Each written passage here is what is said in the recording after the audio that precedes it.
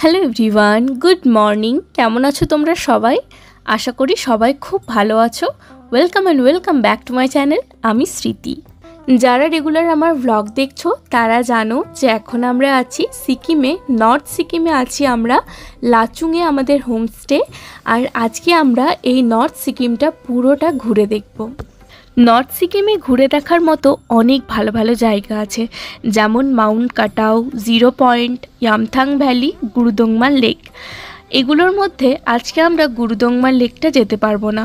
অত্যাধিক বর্ষার কারণে ওইদিকে রোড খুবই খারাপ হয়ে আছে, তাই খুব একটা রিস্ক নিয়ে ওইদিকে যাওয়া যাবে না। আর রোডও কিছু কিছু জায়গায় ব্লক হয়ে গেছে। গুরুদংমা লেক এই ভারতবর্ষের মধ্যে সবথেকে হাইয়েস্টে থাকা লেক। আর ওখানে যাওয়ার রাস্তাটাও প্রচণ্ড রিস্কি। আমরা এখন যেখানে যাচ্ছি সেটা হলো মাউন্ট কাটাও। লাচুং হচ্ছে সমুদ্রতট থেকে 1000 ফিট উচ্চতায়, আর এখন যেখানে যাচ্ছি মাউন্ট কাটাও ওটা 15,000 ফিট। মানে কতটা উচ্চতা ভাবতে পারছো? তবে উচ্চতা যাই হোক, রাস্তাটা দেখো কি মনোরম। উফ, চারিদিকটা কি ভালো লাগছে, আর আকাশটা কতটা স্বচ্ছ দেখো। আজকে এই রাস্তায় যেতে যেতে তোমাদের সাথে কিছু মনের কথা শেয়ার করি। বেশ কিছুদিন থেকেই দেখছি আমার প্রোফাইলে খুব বেশি রিচ ডাউন হয়ে গেছে। আমার ইউটিউবেও আর ফেসবুকেও ভিডিওতে ভিউজ খুবই কম আসছে। তো সে কারণে আমি খুব মন খারাপ করে বসেছিলাম। আমার হাজব্যান্ড হঠাৎ আমাকে আমার একটা অনেক পুরনো ভিডিও লাগিয়ে বলল, আচ্ছা দেখো তো এটা দেখে তোমার কেমন লাগছে। সত্যি বলছি, ভিডিওটা দেখে কত পুরনো স্মৃতি যে মনে এলো। আমরা কোথায় কোথায় ঘুরতে গেছিলাম, ওখানে কি কি করেছিলাম। তারপর আমাকে বলল যে এই ভিডিওগুলো তুমি এটা কেন ভাবছো যে শুধুমাত্র রিচ পেলেই তোমার লাভ। এই যে কত কত স্মৃতি তোমার জমানো থাকছে, যখন ইচ্ছে তুমি বার করে দেখতে পাচ্ছ, এটাই কি কম পাও না? সত্যিই তো তাই। দেখো, এই নৈসর্গিক রাস্তায় আমি যে জীবনে বারবার আসতে পারবো তার কিন্তু কোনো কথা নেই, কিন্তু আমার ভিডিওর মাধ্যমে এটা থেকে যাবে যে আমি এখানে এসেছিলাম। আর তার মধ্যেও স্বস্তি দেয় তোমাদের কিছু জনের কমেন্ট পড়ে। তোমরা কিছুজন এত ভালো ভালো কমেন্ট করো, কি বলবো। তাই আমি তোমাদের বলি, তোমরা যারাই ভিডিও দেখবে একটা করে কমেন্ট করে যেও, আমার ভীষণ ভালো লাগে। মাউন্ট কাটাও বা জিরো পয়েন্টে যাওয়ার জন্য কিন্তু পারমিট লাগে, তাই আগে থেকেই তোমরা অবশ্যই পারমিট করিয়ে এসো।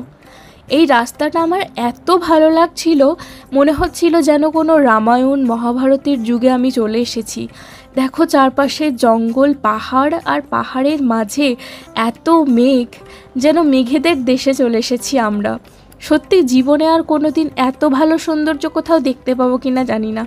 আমাদের ভারতবর্ষ এত বৈচিত্র্যময় আর এত সুন্দর যে এই গোটা ভারতবর্ষটা একবার ঘুরে দেখলে বাইরে যাওয়ার দরকারই পড়বে না। এরকম পাহাড়ে আমি বারবার যেতে চাই, প্রতিটা ঋতুতে যেতে চাই, প্রতিটা সিজনের সৌন্দর্য আমি ভালোভাবে উপভোগ করতে চাই। একবার কাশ্মীর গেলাম, তখন বরফে ঢাকা পাহাড় পেলাম, আর এই যে সবুজ সৌন্দর্য, উফ, মন কেড়ে নিচ্ছে। তোমরা চেষ্টা করবে অবশ্যই জীবনে একবার এই নর্থ সিকিম ঘুরে যাওয়ার, বিশ্বাস করো দারুণ লাগবে। অনেক রিস্ক নিয়ে আসতে হয়, কিন্তু বলো তো জীবনে কোথায় রিস্ক নেই? বাড়িতে বসে বসেই তো আমাদের কত কিছুই হয়ে যাচ্ছে। তার থেকে ভালো যদি চোখের একটু শান্তি পাই, এরকম অপরূপ সৌন্দর্য যদি জীবনে দেখতে পাই, এর থেকে বেশি আর কি চাই। আমার এই যে এই ভিডিওটা আমাদের যিনি ড্রাইভার ছিলেন নর্থ সিকিমের, ওনার নাম ছিল রাম, তো আমরা রাম ভাই বলেই ডাকছিলাম। উনি করে দিয়েছিলেন। উনি খুব ভালো ক্যামেরাম্যান, আমাদের এত ভালো ভালো ছবি তুলে দিয়েছেন, ভিডিও করে দিয়েছেন, কি বলবো। দেখো রাস্তাটা কি সুন্দর, দুধারে এরকম জঙ্গল, পাহাড়, আর পাহাড়ের মাঝখানে মেঘ ভেসে বেড়াচ্ছে। দূরে একটুখানি একটা বরফের পাহাড় দেখা যাচ্ছে মাঝে মাঝেই, ওইটাই মাউন্ট কাটাও, ওটাই আমরা দেখতে যাচ্ছি।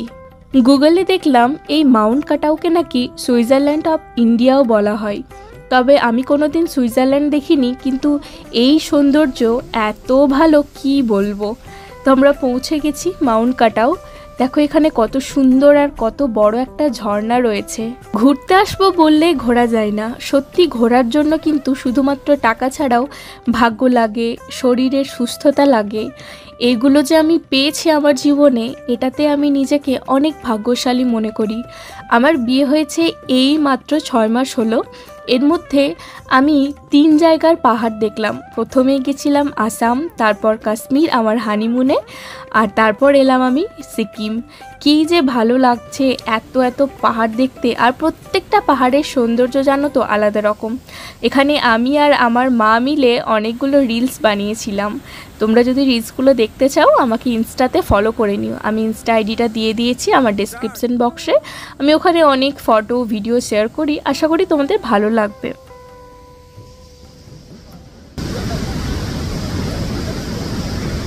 এত সুন্দর নেচার এখানে।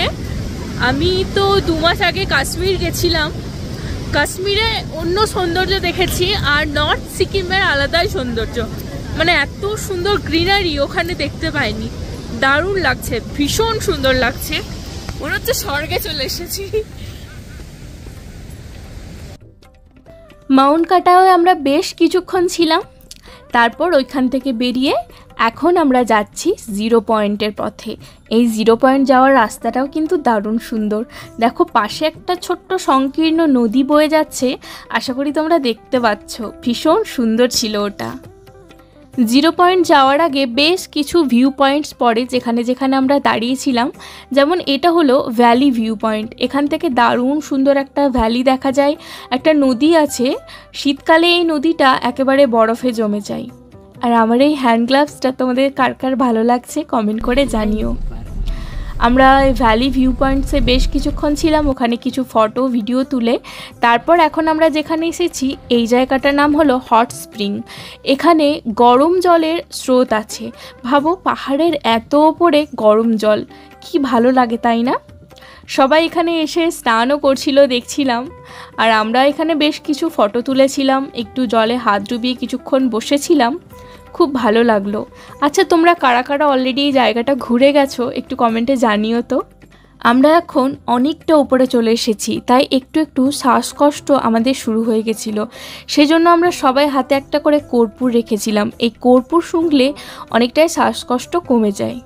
তো দেখো গাড়িতে আমরা কে কে বসে আছি, মা ভাই আমি, ভাবলাম সবাইকে একটু করে দেখাই। আর সামনে বসেছিল আমার বাবা, আর আমাদের যিনি ড্রাইভার ছিলেন এই যে রাম ভাই, উনি খুবই ভালো মানুষ ছিলেন।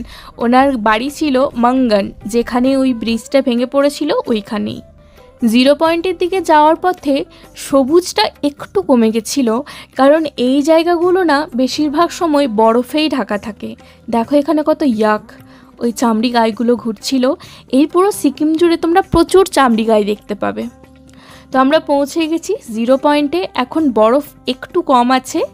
0 পয়েন্টে তোমরা সারা বছরই একটু হলেও বরফ দেখতে পাবে, তবে যদি পুরো বরফে ঢাকা পাহাড় দেখতে চাও তাহলে তোমাদেরকে উইন্টার সিজনে আসতে হবে।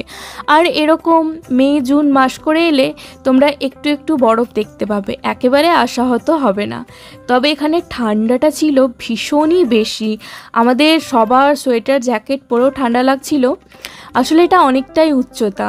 আমরা যে এর আগে কাশ্মীর গেছিলাম গুলমার্গে তো ভীষণ ঠান্ডা ছিল, কিন্তু আমার মনে হচ্ছে এই জায়গাটা গুলমার্গের থেকেও বেশি ঠান্ডা, কারণ এটার উচ্চতাও ওখান থেকে অনেক বেশি। তো ওই বরফটা দেখার জন্য আমাদেরকে এই নদীটা পেরিয়ে যেতে হবে। ওই যে দেখতে পাচ্ছ দূরে একটুখানি বরফের চাই, ওরকম অনেক জায়গাতেই ছিল একটু একটু করে। তো এই নদীটা পেরিয়ে যেতেই আমার অবস্থা খারাপ হয়ে গেছিলো। আমি একটা জায়গায় রিয়েল ভয়েসে কথা বলে তোমাদের শুনিয়েছি, তোমরা শুধু দেখবে, আমার মুখ দিয়ে কথা অবধি বেরোচ্ছিল না, এত খারাপ অবস্থা হয়েছিল আমার এখানে। আমরা অবশ্য অক্সিজেন সিলিন্ডার নিয়ে গেছিলাম, সেটা 2-3 বার নেওয়ার পর আবার আমার অবস্থা ঠিক হয়ে গেছিলো। তো মা আমি দুজনেই প্রচুর হাঁপিয়ে গেছিলাম। আর এই নদীটা পেরোতে হচ্ছিল, বেশ অনেকটাই ছিল নদীটা। গ্রীষ্মকালে এলে বরফ দেখার জন্য একটু কষ্ট করতেই হবে, আর যদি শীতকালে আসো তাহলে এত দূর পর্যন্ত আসতেও হবে না, একদম নিচে থেকে বরফ থাকে। আমি তো একবার শীতকালে এসেছিলাম সিকিম, তখনই দেখেছি প্রচুর প্রচুর বরফ ছিল তখন। আমার কাশ্মীরে গিয়ে এত শ্বাসকষ্ট হয়নি যতটা আমার 0 পয়েন্ট এসে হচ্ছে। ফাইনালি অনেক কষ্ট করার পর বরফের কাছে এসে আমরা সবাই কিছু কিছু ফটো তুললাম।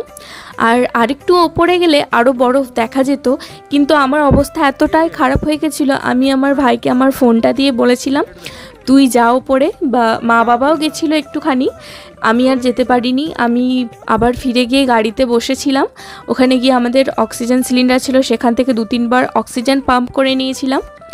আর এই সমস্ত শ্যুটগুলো আমার ভাই করেছিল। দেখো ওপরে বেশ অনেকটাই বরফ ছিল, আরও ওপরে গেলে আরও দেখা যেত, কিন্তু ও খুব বেশি ওপরে যায়নি কারণ প্রচণ্ড পরিমাণে হাঁপ উঠছিল আর শ্বাসকষ্ট হচ্ছিল এই জায়গাটায়।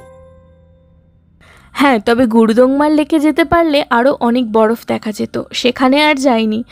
এখন আমরা 0 পয়েন্ট থেকে ফিরে আসছি আর এখন আমরা আছি ইয়ামথাং ভ্যালিতে। এইটাও নর্থ সিকিমের একটা দেখার মতো সুন্দর জায়গা। ইয়ামথাং ভ্যালি ফটো তোলার জন্য বিখ্যাত একটা জায়গা, এখানে বসে দারুণ সুন্দর সুন্দর ফটো আসে। দেখো এখানে কি সুন্দর একটা নদী বয়ে যাচ্ছে। এই নদীগুলো যখন শীতকাল আসে তখন পুরো বরফ হয়ে যায়, এরকম আর জল বয়ে যায় না। সামনে অনেক বড় বড় পাহাড়, পাহাড়ের মধ্যে কিছু কিছু গাছ ছিল, এই গাছগুলো এখানে সবুজ, বাকি জায়গাটা অতটা সবুজ ছিল না, যেরকম নিচের দিকটা একটু বেশি সবুজ ছিল মাউন্ট কাটাওয়ের কাছে। দেখবে নর্থ বেঙ্গল বা সিকিমে এলে তোমরা অনেক রকমের পতাকা দেখতে পাবে, সারা রাস্তা জুড়ে থাকে। এগুলো মেনলি বৌদ্ধদেরই থাকে, রঙিনগুলো ওদের কোনো পূজা অর্চনার জন্য, আর যে সাদা পতাকাগুলো থাকে ওরা ওদের সমাজের কেউ যদি মারা যায় তাকে উদ্দেশ্য করে লাগায়। তো আমরা এসেছিলাম একটা জায়গায় লাঞ্চ করার জন্য। পাহাড়ের এত ওপরে সেরকম কিছু ভালো খাবার পাওয়া যায় না, ওই ভাত ডাল আর একটু আলু ভাজা নিয়েছিলাম, এটার দামই নিয়েছিল 150 টাকা। সাথে একটা ডিমের অমলেট নিয়েছিলাম, যেটার জন্য 50 টাকা আরও এক্সট্রা নিয়েছিল। যেখানে আমরা লাঞ্চ করলাম ওই জায়গাটা ইয়ামথাং ভ্যালি থেকে একটু নিচে এসেই, কিন্তু এই জায়গাটার সৌন্দর্য ছিল দেখার মতো সুন্দর, মনে হচ্ছিল যেন ওই পাশেই স্বর্গ আছে, এমন ফিল আসছিল। আমি এখানে বসে বেশ কিছু ছবি তুলেছি, তোমরা আমার ইনস্টাতে দেখতে পাবে ছবিগুলো কি সুন্দর সুন্দর। আমরা আজকের মতো সারা দিনটা ঘুরে ফিরে চলে এলাম আবার আমাদের হোটেলে। আর আসার সময় ভিডিও করতে পারিনি, শরীরের অবস্থা খুবই খারাপ হয়ে গেছিলো। এখন কিছুক্ষণ রেস্ট নেব আর আজকের ভ্লগটা এখানেই এন্ড করছি। তোমাদের নর্থ সিকিম দেখে কেমন লাগলো কমেন্ট করে জানিও। ভিডিওটা ভালো লাগলে একটা লাইক করে দিও, নতুন হলে প্লিজ চ্যানেলটা সাবস্ক্রাইব করে দিও। দেখা হবে নেক্সট ভ্লগে, টাটা।